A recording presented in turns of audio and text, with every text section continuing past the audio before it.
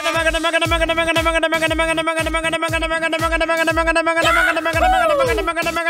gabi! Metro and Mega Manila.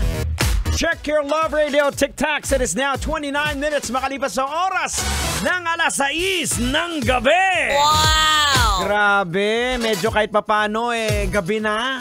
Naibsan na yung tindi ng init ng sikat ng araw. Pero ramdam mo pa rin yung init, mga kabisyo. Kagaya na nga lang po na yung nangyari sa tindi ng init sa NAIA 3, Terminal 3, na kung saan multiple na sasakyan ang mga nasunog. Napakasakit po yan para sa mga may-ari ng sasakyan. Imaginein mo, pinark mo lang kasi lumipad ka papunta sa probinsya or pumunta ka sa abroad. Pagbalik mo yung kulay puti mong sasakyan, anong kulay na tang? Black! No. Bihira. Ay, naku mga kabisya, ito, tang. Hindi na rin natin patatagalin to. Pag-usapan na natin to. Viral video. Isang manggagamot ang ginagamot ang isang babae na pipe. Ayan, pero maganda. Wow! Sabi nga ng manggagamot na makakapagsalita daw ito kasi gagamutin niya. Tapos, bigla niyang dinukot ang loob ng bunganga.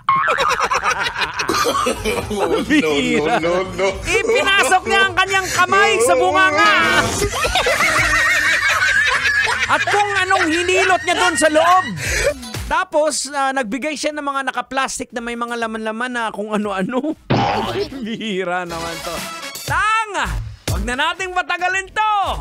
Logican na natin to. Ay, sige, wag mo nang patagalin yan para mahimasbasan. Logican mo na yan. Logican na yan. Logican na yan. Boards, logican na yan.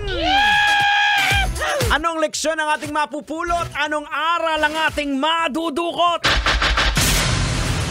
Kailangan pa bang i-memorize yan? Basic?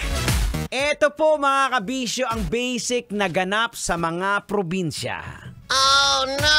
Diba? Instead na sa doktor lumapit, sa albularyo pumupunta. Diba? Lahat naman siguro tayong mga probinsyano, lalong-lalo na tayong mga manong driver. Diba? Na mga probinsyano, especially mga angkol at auntie. Halos tayong lahat dumaan dito. Yung dati nung bata ka pa, nagkalagnat ka, instead sa doktor o ospital ka dalhin ng nanay mo, doon ka dadalhin kay Aling Tasing. Diba? Doon ka dadalhin tapos pabut-butan ka. No. Diba? Pabut-butan ka, orasyonan ka. Tapos yung orasyonan ka. Dinudura. Dinuduraan yung noo. Diba? Tapos hihilutin ka.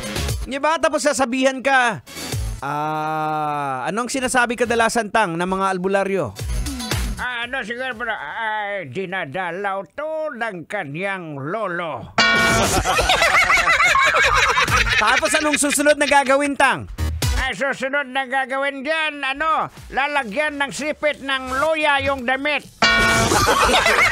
No. Luya-luyahan ka dayon.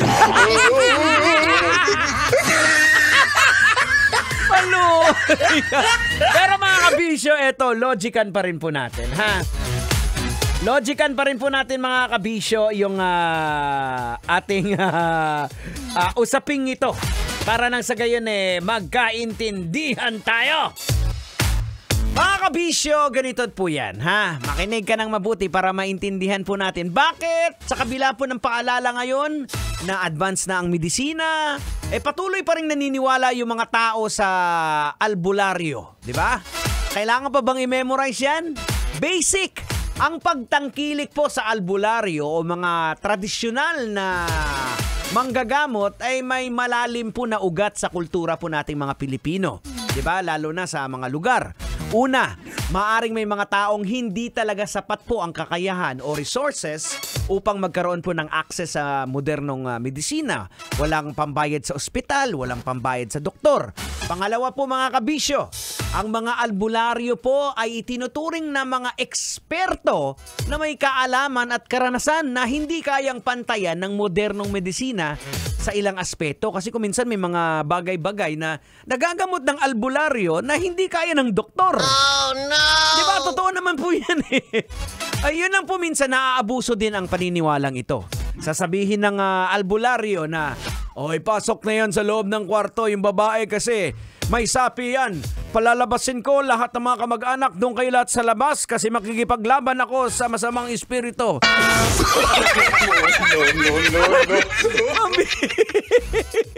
Ayun pala, iba yung ginawa. Kaya mga kabisyo, mag-ingat din po tayo sa mga ganito ha.